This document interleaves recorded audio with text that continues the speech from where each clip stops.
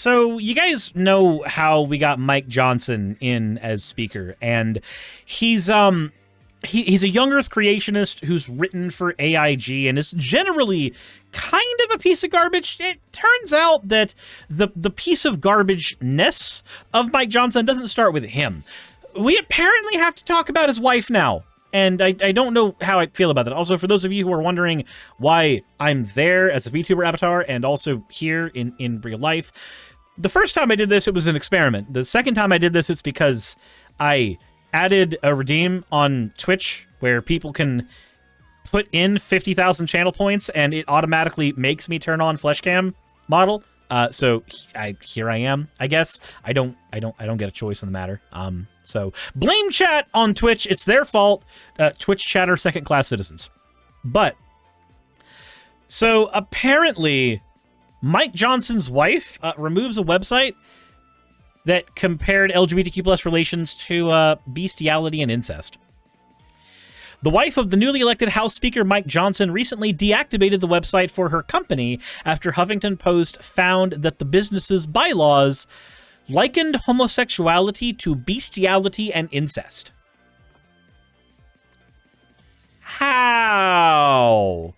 In what way is two consenting adults, where they are both adults and they are both from opposite sides of wherever, how is that anything like bestiality, where the animal cannot consent, and incest, where power dynamics often mean they cannot consent? Like, how are they the same?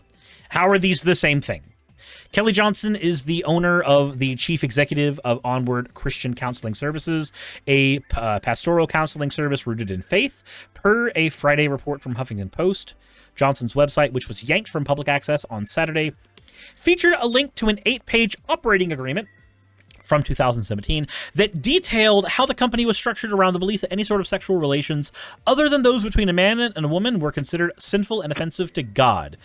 They said, we believe the Bible teaches that any form of sexual immorality, such as adultery, fornication, homosexuality, bisexual conduct, bestiality, incest, pornography, or any attempt to change one's sex or disagreement with one's biological sex is sinful and offensive to God. So, I have to say right now, all of these are various things that I guess they just decided they are all bad. And as they are all bad, they are all equally sinful. This very, very narrow-minded view on what makes something bad or immoral. These are the types of people who would basically allow the death penalty for everything they disagree with, if they were consistent with this. If they were consistent with the idea that a sin is a sin is a sin, then a crime is a crime is a crime, and the punishment would have to be the same across all. But they don't do that, because it turns out that that kind of thinking is stupid, and they realize that. Sometimes, they seem to realize that in some situations, but as soon as you start, moving away from, or moving back into religiosity, they don't realize that using the exact same word and the exact same severity to punish all types of things you disagree with is suddenly not good. There are various levels of severity to crimes. There should be various levels of severity to sins. For instance, if you poke somebody in the eye, yes, that's assault, but it's a different type of assault than, punching them in the gut repeatedly over and over and over again.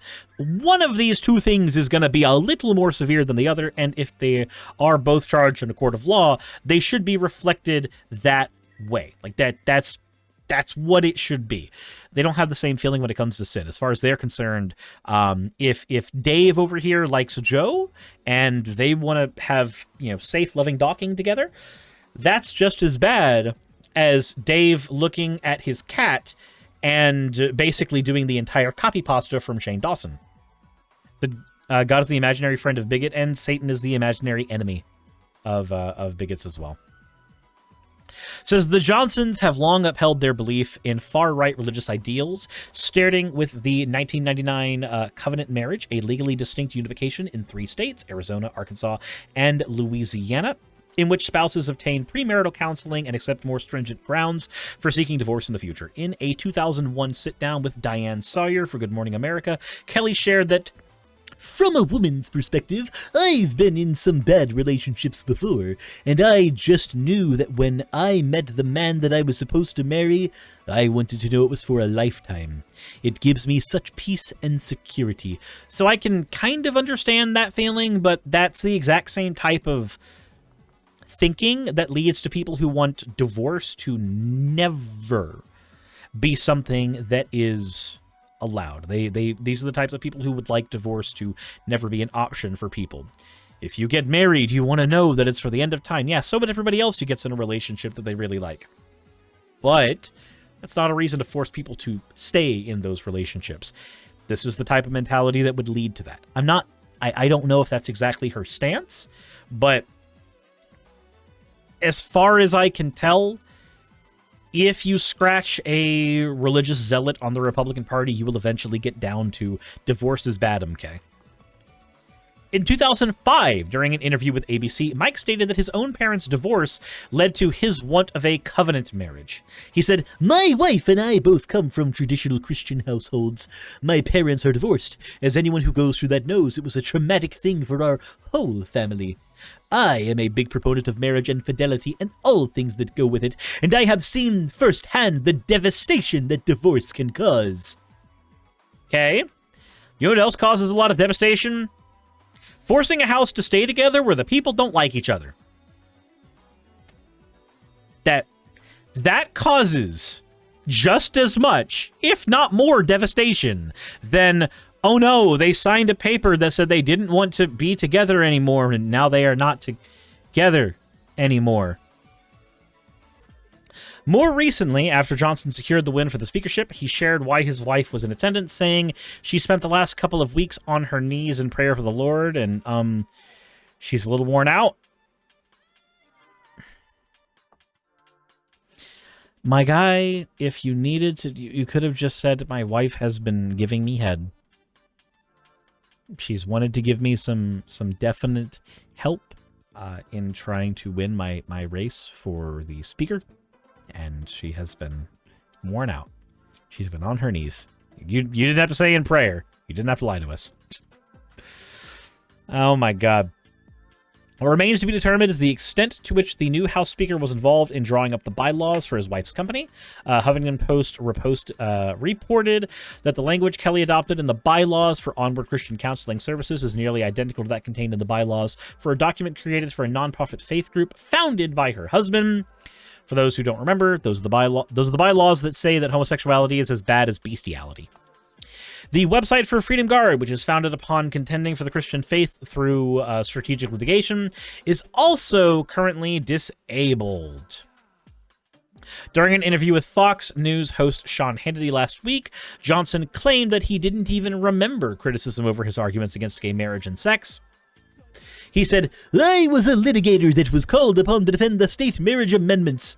If you remember back in the early 2000s, I think there were over 35 states, somewhere in that number, that the people went to the ballot to their respective states, and they were amended, and they amended their state constitutions to say that marriage is one man and one woman. Well, I was a religious liberty defense, and was called to defend those cases in court." Johnson also said that he genuinely loves all people, regardless of their lifestyle choices, because he's a Bible-believing Christian.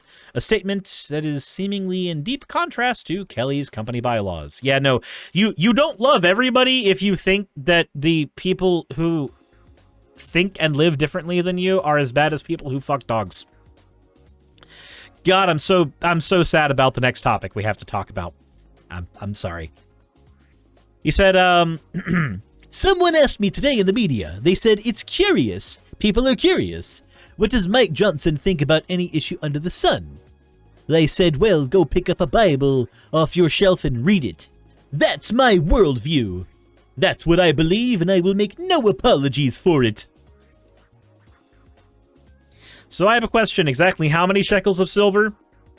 If I were to have a daughter, and the rapist were to do bad things to her, how many shekels of silver is she worth? I'm just curious. No reason at all. Also, this is 100% polyester, so at least I'm not in violet. Oh god, I'm wearing denim. And that's the end of the article there. So, okay. So we have a person whose wife believes, I mean, because you wouldn't write it in the company bylaws if you didn't, whose wife believes that bestiality and homosexuality are on par with one another. And this person is now the speaker, and not the wife, but Mike Johnson is. And this is the world we live in. We just have to kind of accept this as normal and fine. And I already knew this guy was crazy because we've covered him before, talking about his creationist stuff. We also know this guy, his son and him have an app where they try to make sure that neither of them consume too much porn. I wonder how much trans porn is on there. So I have to ask, what do you guys think of Mike Johnson's wife? Because apparently his son monitors his porn intake, and his wife thinks that two men in a loving relationship is the same as a girl going to find a horse. And you know what happens at that stage. Like, that. This is what we're dealing with. This is the state of United States politics. This is what's allowed. Okay, cool. I'm glad I should never take any Republican seriously because this is the person that they voted for. I'm happy about that. It verifies a lot of my internal beliefs. Anyway, let me know what you guys think in the comment section below. Hit the like button if you haven't already. And as always, everybody, insert end of video tagline here. Hey guys, welcome to the end of the video. Hopefully you had fun. I know that a lot of times my content can be a certain flavor of suffering, but maybe there'll be a little bit of a reprieve here in the fan art section. So this first one here is from Jessa, or not Jessa, it's from Calder Ulfer. Very much a work in progress, but I figured I would post the line art and the colored version later. This is a reference to the Worlds Collide Sonic and Mega Man comic. I used the Mobian Suris design by Smacko for the Suris stand-in. I love little comics like this. You're a threat to the peace and must be stopped. That's hilarious coming from someone who fires out a jelly knight disguised as cat jellies. Jesus. The next one we have here is from Maki Himiko. While I've been struggling to do art, I've been doing a lot of papercrafts, and I decided to make my first custom papercraft based on Slime Girl Suris. I've attached a template here, as well as instructions in the form of a Google Doc and a link to the printer-compliant version of the template. Go! Make Slime Girl Army. And here is what it looks like when it's done. This is amazing and adorable, and I have not seen anybody do something like this. Holy shit, I love this. Thank you so fucking much.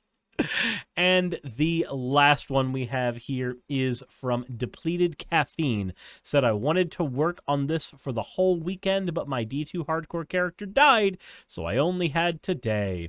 Also, hello everyone, I'm new here. Well, hello Depleted Caffeine.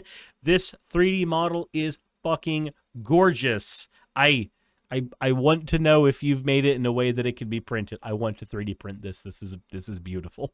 As always, everybody, thank you all for your fan art. Hey, I just quickly want to give a thank you to all of my wonderful patrons who keep this show running. YouTube and Twitch are a pretty bumpy ride at the best of times, and the stability that Patreon provides me is worth more than I can say here. I'd also like to thank each and every one of my $20 and up patrons here, and they would be Britzkrieg, Cameron, Dren, Jemshin, Smiling DM, Poundini, Mabbity Babbity, Naomi, Isaac, Agamotto, Jordan, Ravi, Giuni, Kiratorian, Prisma, all of you, I'm not saying that part, and Starlight. And finally, thank you to everyone else that helps keep this channel alive. While you're here, why not check out another video? And thank you for watching.